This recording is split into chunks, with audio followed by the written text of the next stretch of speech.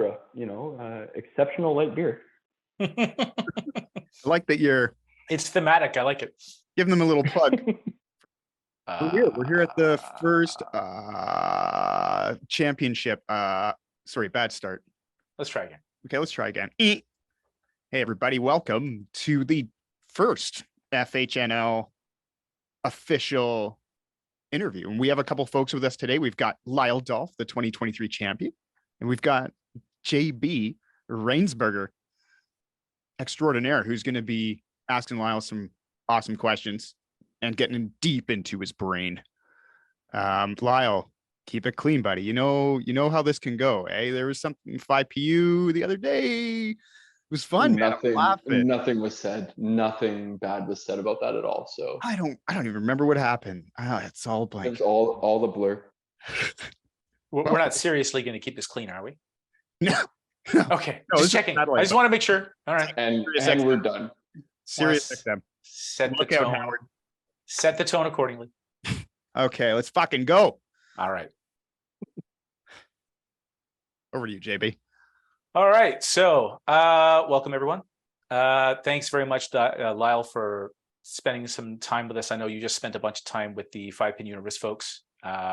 And you might be getting sick of talking about this, but I don't care. I want to talk some more about it anyway. And I want to get a little bit more into detail about what was going on inside that beautiful mind of yours. So, yeah, you've had some time to think about this championship and how things went and what it means and all that good stuff. What are your impressions now, looking back on how things went for you at that tournament?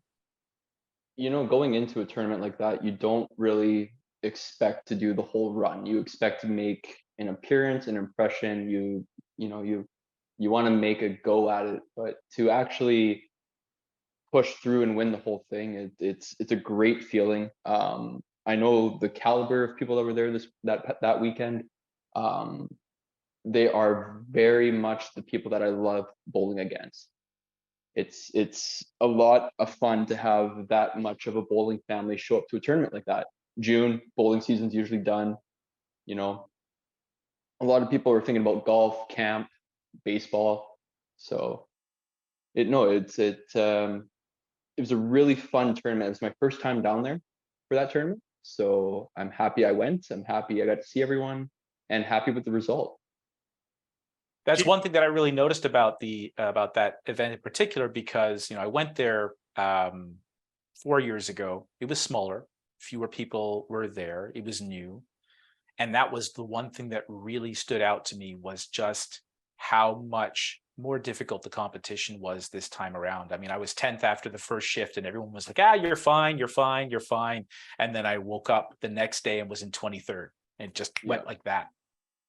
And that's where a lot of, I find, Ontario bowling tournaments especially they're growing massively. Like our Buddhist tournament up here in Sudbury, we started 7 years ago or something like that with 16 or 18 people, and now we have a waiting list of 72 plus. Like it's wow. I am new to this 5-pin stuff. I absolutely love it, hands down. As most of you know, I'm from the 10-pin world. The biggest difference, while we're on the subject, is the community, the family, and showing up to a tournament where I don't know a single person there, and people to be like, "Hey man, how's it going?" You just don't get that in a lot of sports, not just 10-pin or whatever sport it is. And it's really cool. It's a great feeling. And we look at everybody in the community to obviously help contribute to that, but without a doubt, Mike and Bobby just nailed it. And without people like them, the sport wouldn't be what it is. Exactly. They have the passion for the sport. They want to see 5-pin succeed. And against all the odds with 5-pin bowling, everything we have going against us, we have enough supporters that we can make it well known in Canada, especially. And I find that's one of the nicest things about this community, is that everyone's so passionate about it, because we know we're a smaller sport that doesn't get a lot of recognition, minus TSN and CBC in the mid 2000s. Really, we haven't heard anything since. So it's I have nothing bad to say about the Torvilles, Mike, Bobby. That was my first time meeting Mike as well. I've had experiences with Bobby in the past, but you know, they're two guys that you love to see on the lanes and love to see at a tournament. Yeah, my wife's parents moved up there from Oshawa several years ago, and when I walked into Bayshore Lanes for the first time, I'd never bowled there as a kid, so I didn't know this part of the bowling world. And yeah, instant chemistry, instant, like it was walking into a hug. Everything felt very comfortable, and I see that even more. I can see it reflected in you, Lyle, as you're describing your experience of going there for the first time. Mm-hmm. It's the kind of place and the kind of group that really makes it feel like home really quickly. And it makes you want to go back every year to have those same experiences, to have those same memories, those same people are going to be there. Like that drives me to do the tournaments that I do. So then, not knowing that that's what it was going to be like when you came down, what kind of preparation did you do in advance of this event? Was there anything special? Was there anything unusual? Or were you just walking in there to see what would happen? You know, it's a little mix of everything. This tournament, along with every other tournament, you plan to be, in my mental game is to plan to be in the long run. You know you're going to have your 8 game days. You might make it to Sunday playoffs. If you do, plan to be there the whole day. Don't wear yourself out right away. Energize, drink, water, Gatorade, whatever, food, because you can't drive a car on an empty tank of gas, right? So, that's that mental preparation. I also bring in every tournament, I have a goal. So let's say I want to average 270. My goal is to average 270 a game. That I used to have a few years ago my mindset was average 250, you should be good. Not as much anymore. Now I know that my caliber can go up. So that's what I'm going to keep aiming for, is to make sure I hit a 260 every game, 270 every game. What can I do to mentally make myself push for that? I love going there. What changed for you? What did something click? Did something happen? Did you read something? Did you hear something? What made you go from 250 I should be good to 270 is where I want to be? It's doing these cash tournaments. When you realize the caliber, like the big mental change for me was Nebs last year. Seeing the 300 plus participants, seeing who the 300 plus participants are, and seeing your cuts, like 2150. Okay, now 2050 is not going to cut it. So what can I do to make myself in that cut? Okay, well, now I'm going to have to mentally prepare for a higher average, higher games, longer runs, because Nebs last year was a marathon of games. So it's seeing the caliber, looking around, noticing, the Mitch Davies, the Slies, the people who have are veterans to these cash tournaments, seeing what they can do. So then I can understand looking at the field, looking at the cut line going up. I mean, I experienced the same thing going out west and just seeing the crazy scores that it takes to make the top 32 or even the top 40. It can make you, want to say, okay, let's go. But that could easily, that could spook you. That could throw you for a loop. That could make you really, that can either build you up or tear you down. What do you think is the difference for you? Why were you able to think 270 and not I'm in deep shit? You know what? Like, I had a coach when I was growing up say, if you can have, like, you look at your game, you have 100 by the 4th, 200 by the 8th, you're going to have a good game, right? Like if you set little goals for yourself while you're bowling, I feel like you're going to be on a more positive mindset. And the way that I bowl, the way that I, experience these tournaments, I'm always there with a positive mindset. It's not over till that last ball is thrown, and you can't be mad that you threw a 2160 and didn't make the cut. You threw phenomenal. Like, I've been telling people in YBC, adult leagues that are just starting, look at what you can get, not what you have.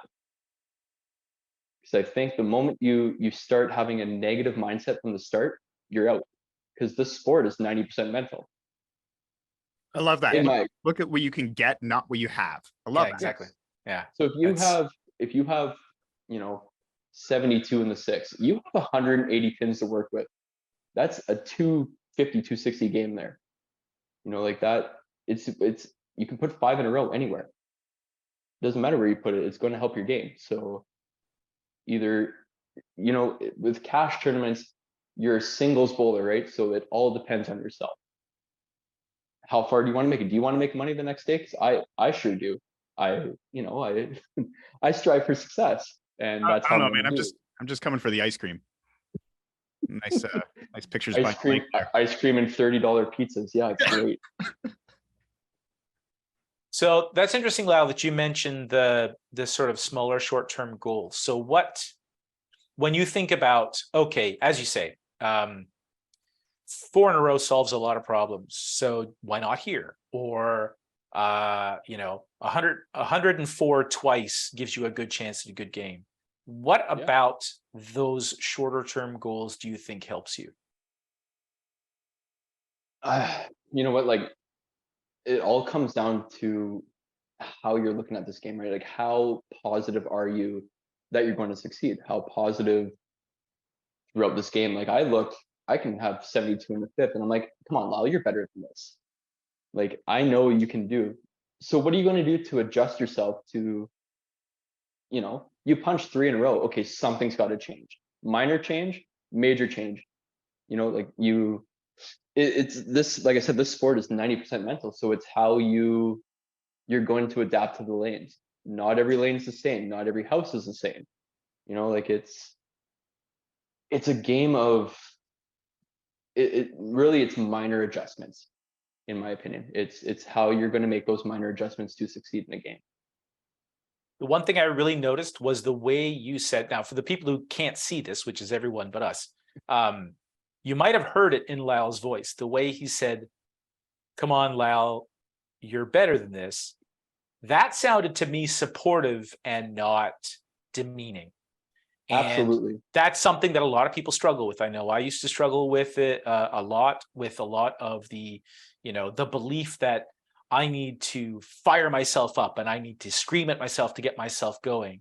And I've really come around to the wisdom of the more supportive two things, the supportive self-talk, and there's some research that indicates that talking to yourself in the third person, as opposed to you can do it, saying, come on, Lyle, you're better than this, that actually makes the scared thoughts less powerful. You just can't respond. You just, you gotta, right. Hey, Dan, pick it up. Okay, man, I will. Right.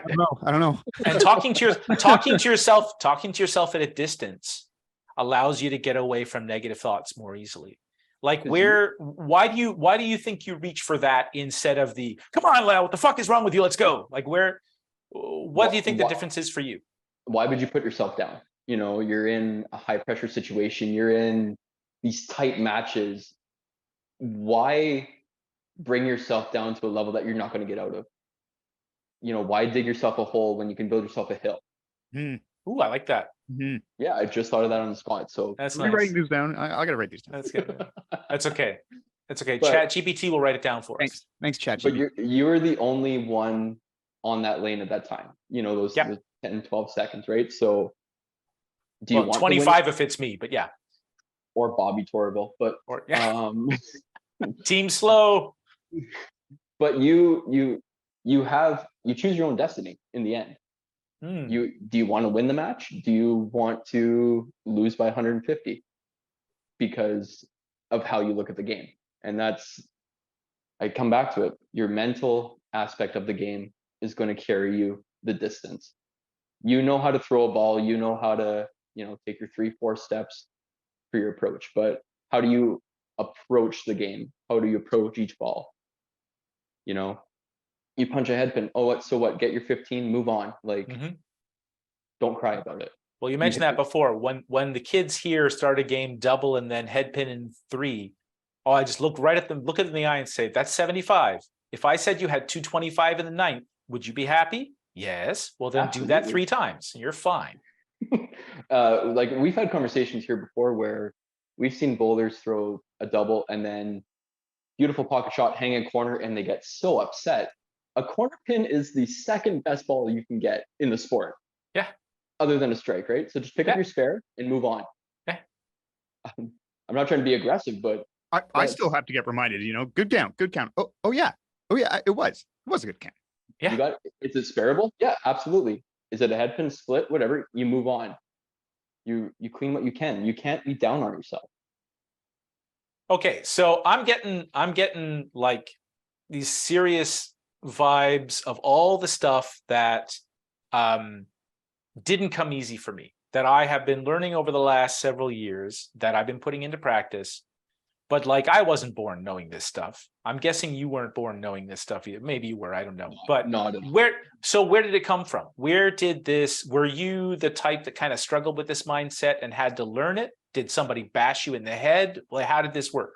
No, I definitely struggled with it throughout my YBC career. Like where I grew up, Northwestern Ontario, we knew we were going to make it to nationals. Like just the team events, the singles events, the caliber wasn't there. Yeah.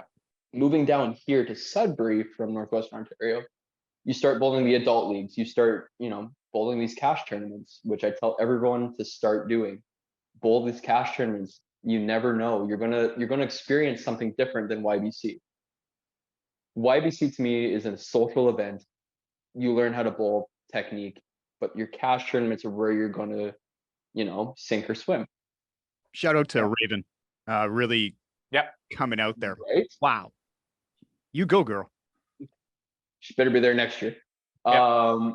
And I honestly, I hope a lot of YBC bowlers, 15, 16, 17, start doing cash tournaments more, because you're going to learn a lot more than what you learn in youth. We see it quite a lot more out west.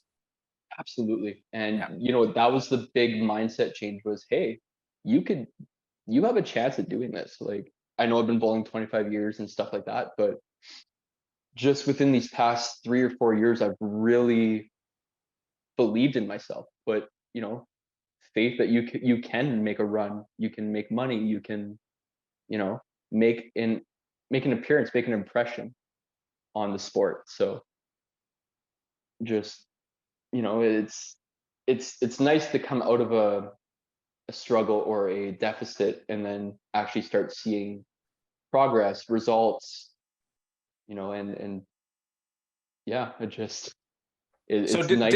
did someone sit you down and have the talk with you? Did you read something? Did you hear something? Like, what was there a turning point for you that you can remember? One, I barely read. Two, Okay. no, it was just it's going to these, like, the Nebs last year was a big, like I mentioned before, a big mental change. And it's talking with the people that have been to many provincial and national level. Like, what do you guys do that I'm not right now? And changing the mindset, right? Like it's asking and watching other people. You can read as many psychology articles as you can, but until you're there in the sport, I would ask anybody that's been a veteran, has been around the block a few times, what they do. Like whether it's the same routine, whether it's the same set of balls you use, the same, would you wear the same underwear? Like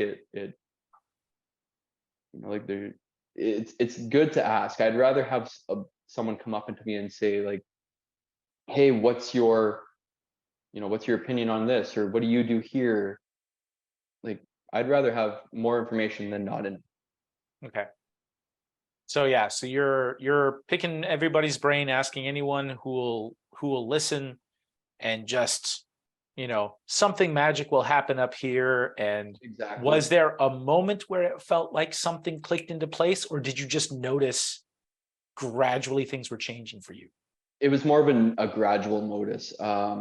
When I won Buddha's a few years ago, right before COVID, first major tournament that I've won, the next day the world's shut down, so that was kind of a insult. Yep. But and then, like I said, Nebs last year making a run for it. Timmins this year, past year making a run for it, winning Buddhas again, nationals for the Open, 400 North. Like it's starting to become something that I really, have pushed for many years.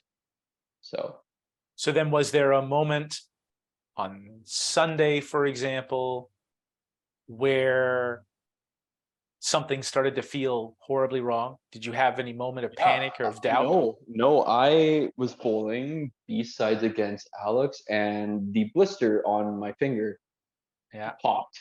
Ooh. So yeah, and still All recovering right. from it. Yeah. For But listeners, it looks like it's the inside of the fourth finger. yeah, it's Yeah. I don't normally throw a backup when I bowl, but at Bayshore Lanes, that's what I was throwing because it was working Okay. at the time. And eventually, I guess against Charlotte, after I beat Alex on the B side, come back to Charlotte on the ace or on that match, I had to start throwing a backup and move, or a hook Yeah.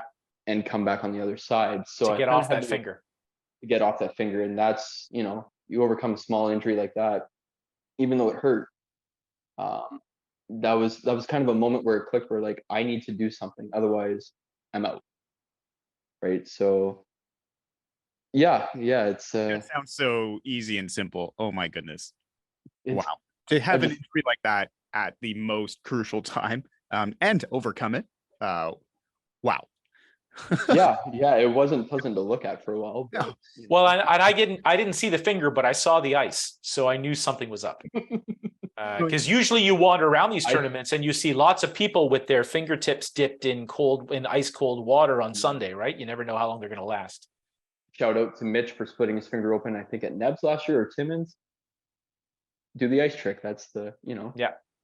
You know what we did in 10 pin? If you split your finger open, it's like fingertip bowling, right? So it's, if you're not a spinner or whatever, and on the river, it'll rip your fingers apart. So what you do is you grab super glue, and a bit of resin or dry slip stuff, and it stings, but it works. In 5-pin, I couldn't imagine doing that because the grip would be gone. It would be slippery and it would be weird.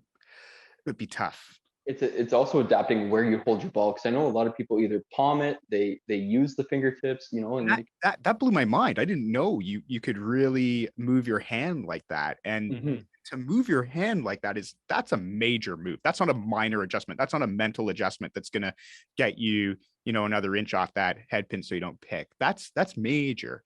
And to be flexible and adjustable like that, that's pro bowling. That doesn't come overnight. no. And one of the things you notice, like even thumb placement, as small as a thumb placement, where you hold your thumb, 2 centimeters up, 2 centimeters down, like you move your hand a little bit, can definitely change how you throw that ball. You throw a hook and you're like, I've never thrown that in 3 years. Why, why now? Oh, because my thumb is not facing me, it's facing up. Like just minor adjustments, but that comes with experience, that comes with watching what you're doing. A lot of, like everybody, what unique about 5-pin bowling is everybody throws differently. In sports, football, everybody runs the same. Hockey, everyone basically skates the same. 5 and 10-pin bowling, so many people throw so many different ways. It's unique to watch, right? And unique to experience that, and just to see like hook, back up, 4 steps, 3 steps, throws bocce style, it lobs it 75 feet down the lane. Like it's insane. So how did you come to your current A ball? So actually, even to start there. So when things are going well for you, what are you throwing? How are you throwing it? What are your keys?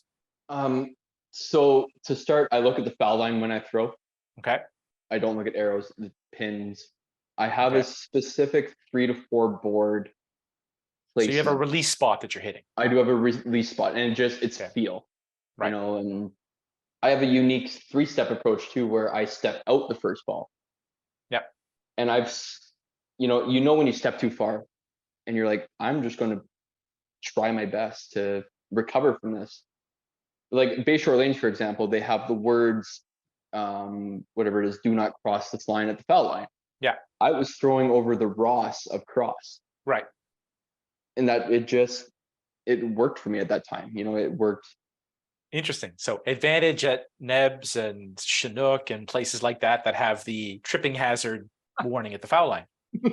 Just don't my bets are on you if those are there. Don't misspell cross. That's all I'm asking. Yeah, exactly. Yeah. What's your spot? Somewhere between R and O. But it's a unique style. Like there's not a lot of people that I've spoken with in the past that can coach that, because it's such a unique. Yeah. That's kind of that's an interesting question to ask you from a coaching perspective, since it's so, there's 2-step, 3-step, 4-step, everything you're talking about. How do you start a youth bowler in the direction to become a champion? Do you play with what they've got going on? Do you completely change what they've got going on? Where's that balance of we're doing it by the book or we're doing it by what you feel? I think like it's primary in Bantams, they're still 9 to 11. They're not grown yet, right? Like you can give them the basis of a 3-step approach, which is by the book, hypothetically. You get the juniors and seniors, you start growing, your body starts changing, right? So you're gonna expand a bit, you height wise, width wise.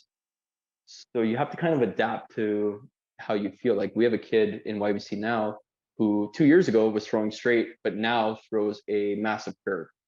Mm-hmm. Why? 13 or 14 years old?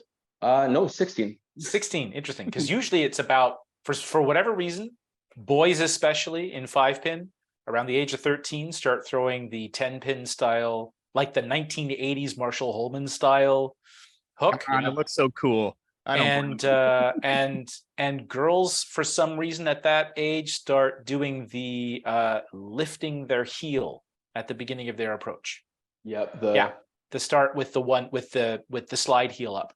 Yep. I don't know why it happens, but this is a pattern that I've observed for a long time. And for me, the answer is just give them 2.5 years to get over it. And then once they turn 16, 17, then it's a little easier to work with what do they do and make it better, as opposed to some of the older school coaches who will try to force them to do the one thing that Tom Patterson says is correct, or the one thing that whatever coach they worked with says is correct.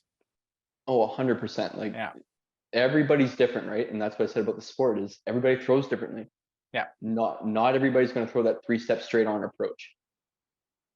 No shade at Tom, by the way, just the first name that came to my mind as someone who has very much there are some important elements that you need to get right. There is, yeah. And that's when you teach them that bantam to junior, when they start throwing one hand. Yes, this is the basis, your by the book technique. But how do you feel throwing?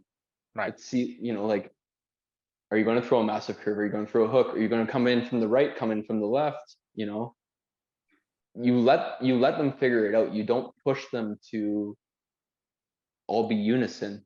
You let them choose how you throw. Right. In my person, I've never been able to coach.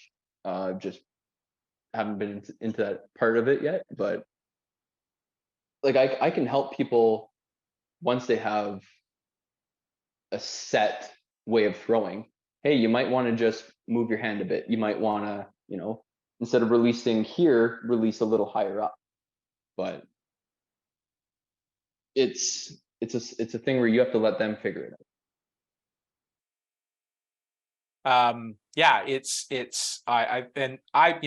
I've worked with teens a fair bit now, and I find it very hard to get them to do anything they don't want to do anyway. So why push them? Instead, I'd rather work with them and see what they want to do and see what it is that they're interested in and are willing to adapt to. So you mentioned that your spot is somewhere in the middle of the word cross. it looked like you were throwing pretty much straight up the line. Were you trying, I mean, aside from the hook, do you usually try to just throw a straight up slight backup, or do you have something else in particular that you're going for? No, normally I'm basically a straight on, you know. Normally I come in from the left side and throw a little bit of a hook. Okay. Not enough, just not that it's dead placement, but it's a little, give it that little bit to come off the head pin, hit the pocket perfectly. But that was not working for me. And I realized that probably about the second game into the 8-game qualifying shift. So what am I going to do? I'm going to come over, but I don't change physical spot. I change visual spot. Okay. So you're a move the target instead of move the feet. Exactly. Yeah. Yeah. Because I'm comfortable with my step out, that I feel that momentum. But if I'm looking, hey, now I got to move, I got to visually look over 3 or 4 step boards. You're coming in at a little bit of a different angle, but you're not moving at all. Okay. Like that, and I've learned to adapt that probably over the past couple of years, trying different minor things. Step back, step forward, a little bit to the left, a little bit to the right. But I'd rather visually move because I know my steps are going to be the same, and that's the routine part of it. I know how I'm going to feel my backswing. I know how far back I'm going to go. I'm going to know my release point. So. And how did you judge that it wasn't working? Consistent head pins. Okay. It's, like you throw 2, 3 in a row and you're starting to realize, okay, maybe something's not working, or you're throwing such a dead ball. You don't feel comfortable at the approach. You don't, like not even this tournament, but nationals for the Open this year, you'd get to the line. I noticed that in the first few games of the first day, and I'm already at the line, but I'm still in my backswing. Like something is off here. So I move back 6 inches, 5, 6 inches. Now I'm at the line, perfect, right in my release, right? And that changed my game completely. And that's something that it's nice to know that you can adjust, and something that you can, and that has brought overall my caliber up, is knowing that you can adjust what you can adjust. You're not going to go, hey, I throw 3 steps this frame, but next frame I'm going to add 2 and throw a backup instead. Because it's muscle memory. Like that's what some people don't understand, is that you doing it for 20 years. Your muscles are the same, unless you break your hand, you got to use your other hand and start all over. But I digress on that because. So there are a lot of people in that situation who would say, no, I'm going to stick with it. My body will figure out how to adjust. It'll be fine. I'll throw with a little bit more fingers, or I'll throw a little harder, or whatever. I'll make a small adjustment. What made you feel comfortable making that judgment in the second game of a qualifier, as opposed to sticking with it for a while and waiting until you saw more before making a change? Coming back to the having a goal for the day, right? You realize, hey, 2 or 3 games in, I only have a 570 triple, but I want to be at the 2100. Something's got to change. Yep. Start now, right? Like let's start doing these minor adjustments that you've learned to do over the past couple of years. Let's start now and see where we're at. Like, oh, okay, this minor adjustment didn't work the next few frames. Let's try something else. Let's try moving back, slowing down. I would never recommend speeding up, because you're just going to get yourself in trouble. But, taking a little off your ball, holding the ball, instead of gripping it like a tennis ball or baseball, just relax. Like those minor things. But that I've learned over years of bowling and bowling match plays, tournaments, league nights, with veterans, not with,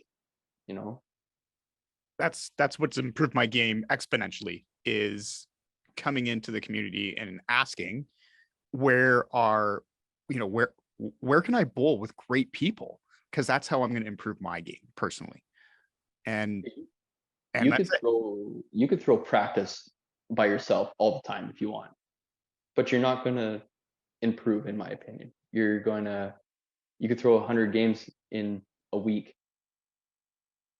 until somebody else can see you from the back and saying, hey, you're going a little too fast. Yeah, and my revelation from Midland was, second shift, or maybe it was the third. Yeah, I think it was the third. I didn't have a chance, and I didn't let it get me down. But Mitch knew I needed to change. I didn't know I needed to change. I was just doing the same old every time, as I would, hoping for a miracle. And a lot of people have helped my shot evolve since I've gotten into the sport 2 years ago. And all Mitch had to say was, Dan, it's not working. Your shoulder's doing weird things. Line it up, stand right, come right in, not left, try it. And that was it. And some people need a lot more direction and et cetera. But again, I'm used to 20 years 10-pin bowling at a pretty high level. And that's what I needed at that moment and at that very time to change my entire game. I wouldn't have, if that conversation wouldn't have happened, I would have just gone back to lanes, done another 20, 30, 40 games a week, same shot, try to work on it and not have the confidence to try something differently. And it's because I came out to those tournaments where you're around great people that are willing to give you advice at a tournament like that. And that's phenomenal. And I would be the same way. It's insane that you can go to a tournament and you're bowling against somebody and they're like, hey, you're going a little fast. You're dropping your shoulder. Yeah. And from the beginning of our conversation earlier, that's the bowling community. We want people to succeed, even though, you're bowling against them. You want to win your match, but I'd rather even see Mitch you is telling me all his secrets and I'm going to crush him and become like a champion because of his secrets. He's willing to do that. Thanks, Mitch. Thanks. And that's one of the Yeah. beauties of this game. One of the ways that it's different from 10-pin is the score changes on a dime. It is, a head pin costs you 60 in the middle of what should be 5 strikes in a row. It's a huge change. Everything, like there's nothing certain. It's, the 5 best bowlers in there can all have terrible shifts. And so it doesn't need to be as cutthroat as it is in some of the other games where the scores are closer, where you have to be, where you need to have a 92% strike rate to have a chance, where where it's like that. And so I feel like there's less risk helping people. I mean, part of it is also that we help each other. It's a mutual support network, and it really makes a big difference. I had a lot of that experience particularly with Matt Walker. But even spending the whole day bowling with Ryan Warren, I couldn't ask for a better experience than to spend an entire shift with that guy. It's like a walking positive self-talk machine. Absolutely fantastic. absolutely. We're happy to do it. We're happy to do it. Yeah. As soon as we get to know each other, we're happy to do it. And you, like, every time, even match play, you come off the lanes, a couple frames. Hey, keep it up, keep it going, buddy. Like those minor words of encouragement help the game so much. I would rather have. Love watching you and Sly Bowl. Oh, that was just so much fun. For the people that were there live that hung around to the end, yeah, we were having a good time in the crowd. I'll tell you that right now. Sly is one of the greatest people in 5-pin. Personal opinion, like just the positivity that comes from him, the encouragement, the good time, and it's going to be a good match no matter what. It's that smile. Come on, it's that smile. Love him. Man crush. But but just those are the matches you want. Those are the people you want at these kind of tournaments, right? Like, you want to have fun. You want to enjoy yourself while you're there. You don't want to be in a tense match. Nobody's talking, facing opposite ways. That's not what I think these cash tournaments should be or want to be. I'd rather go for a weekend of good time, know I'm going to make memories and make impressions, than sit by myself on lane 8 while I try to beat this guy who is joking around and who's, as serious as the sport is, we do like having a good time. Sure do. Amen. And you balance that really well. I mean, I saw you during that match, especially balancing having fun with not watching any time you weren't up. I mean, you were facing us. You were, as the match went on, you got a little quieter, but generally speaking, you don't want to see what your opponent's doing. But then once you're ready to go, you look pretty relaxed and just kind of ready to go and upbeat and positive and all that stuff. So when you are facing us, it looks like the only thing you're making sure to do is not watch what they're doing. But what are you doing in your mind to help yourself while you're waiting the 45 seconds to 3 minutes to throw your next frames? I am just trying to make conversation, laughter, a good time with anybody there. I can hear what's happening in the back, whether, okay, you can hear the sound of the You can head hear pin, one because pin as opposed to 5, yes. Everybody knows in their nightmares what that head pin sounds like. Yeah. Let's be honest. Yep. But or the cheering that goes on when they throw a strike. Just watch us. We'll tell you what's going on. Exactly. To me, it's a personal thing. Like, nothing against the opponent I'm with. But I just don't. I've never liked watching. I've always been the anxious bowler. So just to engage in conversation with whoever, or just look at the menu on the board. Look over. Yeah, you know what I noticed? It was the baseball game going on because they had the TV on the left, so you could kind of put your knee up on a chair and stare forward and kind of watch the game. I love watching people in their things, and they do. We all do weird things. I touch my feet a bunch of times. I do exactly the same thing every time. I love watching that stuff, and I love watching what people do on a big game when they're waiting in between their shots. What do they do? Are they sitting there with their towel? Or are they folding it? It's that routine. It's very interesting stuff. Are you trying to stay positive, or are you trying to stay distracted, or what's your strategy there? It's a little bit of both, but it's not a bad distraction. I'd rather just, I'm the same way. I would rather involve everyone, or as many people as I can, into the match, because I love, even though the 8 or 10 people that stick around or whatever to the very end, I'd rather have all 8 of them, or all 10 of them, watching this match somehow. Yeah. Whether it's, I'll throw my towel up and down. Like, if Sly gets a corner that falls afterwards, I'll be like, oh, yeah. Which did happen a couple of times, and that lucky SOB that he is. But like, I would rather make people laugh than just be sitting in silence. That's not who I am. Everybody knows that. I'm an outgoing social guy in the sport. So it's kind of keeping yourself distracted, because you don't want to mentally think, okay, he just threw 2 in a row, now I got to throw 2 in a row. You're refreshing every couple of frames. So you go up, I can throw a double right now. I don't care what my score is, what I can get, right? So okay, I'm only down 20 this game, but I can make that up in 2 games. Like, that's something. I would rather be distracted in the way that I'm not watching or not overthinking, because the moment you overthink, you're going to bring yourself down. Yeah. I learned that about myself in the last year, that I do better when I use distraction as a way to stop myself from ruminating. And again, also to have that feeling of, so I look over, I have a sense of, when I'm up next, or I'm listening. If it's a one-on-one match, I have a sense for when they're about to throw their last ball. And every time I step back into the lane, ready to throw a frame, it can be that little reset. It can be that little, like, I can pretend, this goes back to what you mentioned earlier, but even at a smaller level, right? It's a one-on-one match. I'm throwing 2 frames at a time. All I'm doing now is throwing 2 frames. Doesn't matter what happened before. Now, reset, 2 frames. Let's throw a double. Like, reset, 2 frames. Let's throw a double. Exactly. So the moment, like, for me, the moment I give my opponent a high five after they've thrown their couple frames, now it's okay, let's reset. So you start your routine, and that's consistency. It's okay. Like, me personally, it's, I don't know if it's ADD or whatever, but or whatever, but I pick up the ball. I have 2 soft rolls.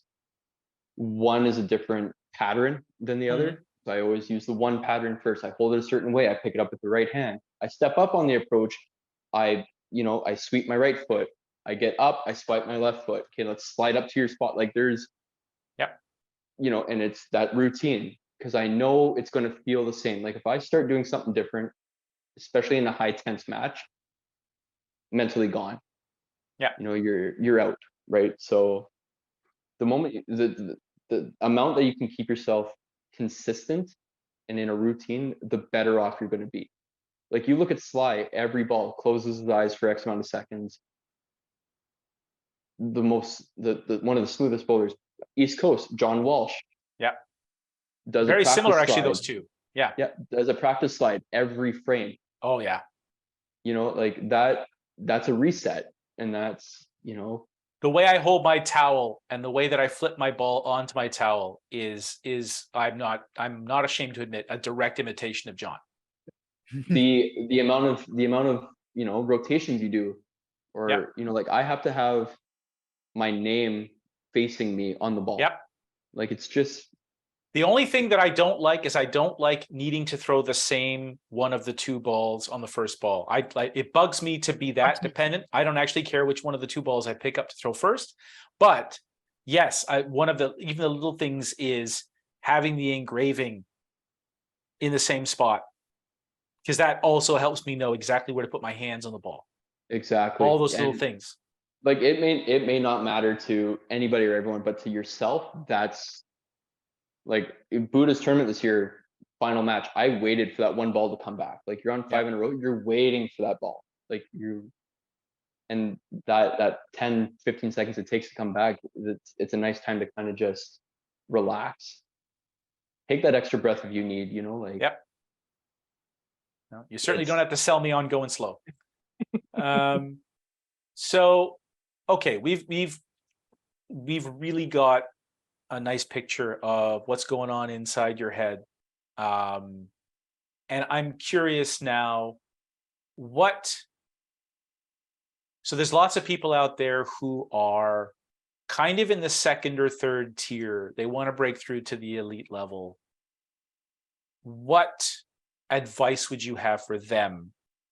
Generally speaking, I know everyone's different. I know it can be hard to say, but if you just met someone and you found out that they're like a 230, 235 average bowler, they're just getting into the cash tournaments, or they're not sure if they want to try out, blah blah blah. If they ask you, Lyle, what do you think I need to try next? What is a go-to thing that you would feel comfortable giving them advice on? Really, if someone wants to break into that next level, obviously one, do the cash tournaments. One shift, it doesn't matter. You're there, you're experiencing it. Yeah. Have consistency and have faith. Have faith that you can shoot, your ball, and have consistency where you have a routine now. Okay, do I take a breath before I bowl? How do I step up on the lane? Like how do you feel up on the lane? I feel nervous. Okay, take an extra breath. I feel like I'm speeding. Take an extra moment. Like I would rather that's how I want someone to succeed, is find what you feel is best. Like don't rush yourself. There's multiple things I could say, but don't rush yourself up there. Match play is not, it's not a race. As we have the Bobby Torvalds and Mitch Davies slides who take their extra time, and that's what brings them to that high caliber. That's why they're up on that high caliber. It's because Yeah, I really like that you use the word faith, because people have been telling me to trust my shot for years. I had no idea what the hell they were telling me to do. I didn't know how to do what they were telling me to do. You're one of the few people who's actually used the word faith, which to me implies a kind of unjustified confidence. The old question about which comes first, confidence or results. I don't think either one of them comes first. I think what comes first is self-compassion, and faith in yourself is just one other way of saying that. Of saying, I am, I'm good enough. I can do this. I'm capable. Exactly. I can do this for me. And that's good enough. Now let's see what happens. Exactly. And you're going to get those results. It doesn't come overnight. Like I said, I've been bowling for a quarter of a century now. Like this stuff is just happening within the past couple of years. It's not, and I've pushed for it. I have found my consistency. I found the confidence in my shot, the confidence that I can last a full day in Sunday playoffs if need be, not burn out after match one. And that's what I mean. Once I started doing cash tournaments, I've noticed such a big change in my game that I advise anybody and everyone to do them, whether it's your hometown, whether it's Southern Ontario, and you just go around to a club tour, like Invitational, whatever, 400 North or WCBT out west. Do it. It's not going to hurt you. It's not going to hurt your game. It's going to make you a better person, right? And you're going to gain the respect, and you're going to gain the bowling family. Like we are one big family. We're across the board, right? Absolutely. So, And hey, come by and watch too, right? Like, don't feel like if, I'm going to come and watch, it'll be weird if I'm just coming to watch bowling. No, there's a lot of people there going to watch good bowling. That was the first thing I did. I forget which one it was. I came and watched, and it was a invitational or an open, and I just took it in. I stayed for an hour and a half, not a big, it was close to home-ish. Took the opportunity to check it out, and I'm so glad I did. It wasn't easy for me to decide, okay, I'm just gonna go watch, because I didn't know who I knew. I knew one person there, Jason David Tomlinson. For that whole family, and Kathy, and shout out to all of them for they're the reason I'm here today and having this conversation with you guys. absolutely. And that's it. You really have to trust yourself, like you're saying, push yourself. It's up to you. You're in the driver's seat of your decisions, of your bowling, and of your career in bowling. Yeah. So I heard three things: play the cash tournaments, have faith, take your time. Absolutely. Just believe in yourself. That's what it all comes down to, right? Like, believe that you can. Because like I said, once you're into adult leagues now it's the big leagues, quote unquote. Now it's sink or swim. That's one thing. So first, thank you. That's one thing that I want to do, is to have like a roundtable discussion about this whole believe in yourself thing. Because I think it is, limiting beliefs are a big problem in general psychology for people's mental health outside of sports. It's a particular problem in sports in general. It's of definite interest to 5-pin bowlers. What are the elements of believing in yourself? Why don't we? Why do some people find it easy and other people find it difficult? This is an area where I really want to dig in deep. So for anyone who's listening who wants to be involved in that kind of conversation, let's figure out how to make that happen. I'm thinking of the JB Sports Academy. Well, so we'll have to have that conversation off stage, but that's a common theme. I think that believe in yourself is one of those things that's easy to say and hard to do. And sometimes it's hard for us to articulate what made us suddenly go one day from not being able to do it to being able to do it, from not believing in ourselves to believing in ourselves. I think that's something that a lot of people just experience and don't necessarily know how to explain what it was like for them. But it's a good reminder. And certainly, like I said, I'm a big fan of take your time. Oh, absolutely. And like I've talked to multiple people coming out of YBC, or just like depending what your coaches taught you growing up as well, right? Like, are they a cheerleader coach? Are they a technical coach? Are they, what do you think you're doing wrong? Mm-hmm. And, like we had rookies on our open team a couple years ago that I asked them, what are you guys doing wrong? What do you think you're doing wrong? One kid I bowled against in Timmins match play this year, I knew what he was doing wrong. Mm-hmm. Speeding up the second ball. He said, you missed 6 out of your 7 spares. What do you think you did wrong?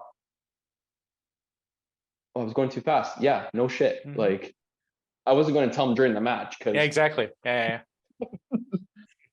But thank you for noticing now and not during the match. Yeah, exactly. But it's nice knowing that you have mentors out there. You have people who want to help you and want to help you succeed, right? And that's what the bowling family community is. They want to see people succeed because it is a sport that, quote unquote, was dying a few years ago. Yeah. So well, and that's been my my experience over the last few years as the 260 bowler, a definite aspirational phrase if there ever was one. there have been no shortage of people who've wanted to help, who've tried to help. Maybe I've been guilty of trying to listen to too many people too much at once. And that got me into its own little bit of trouble, but there's definitely no shortage of people who want to help. We want to help each other.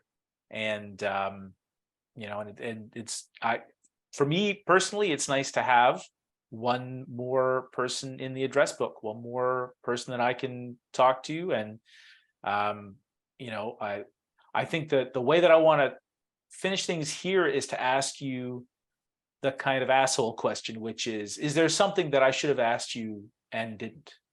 Not at all. I think we touched pretty much everything regarding mental and physical aspects of this game. So Is there anything you wanted to say and didn't get a chance to? not at all, actually. This is most I've talked in a while. So Perfect. Well, that was my goal. Lyle, thank you. Thank you. Yes. This was great. And JB and the crew, and we'll wrap it up. It's wrapping up time. So Yes. stay tuned. FHNL 2023 is a wrap. And again, thanks, Lyle, for joining us on this amazing day. It's a little smoky outside, but I hear there's tornado warnings out in Barrie as we speak. I heard that, yeah, but it's nice and sunny here. So Okay, let's end it on a high note then. Nice and sunny. Thanks again, everybody. This was a lot of fun. take care. Thanks, folks.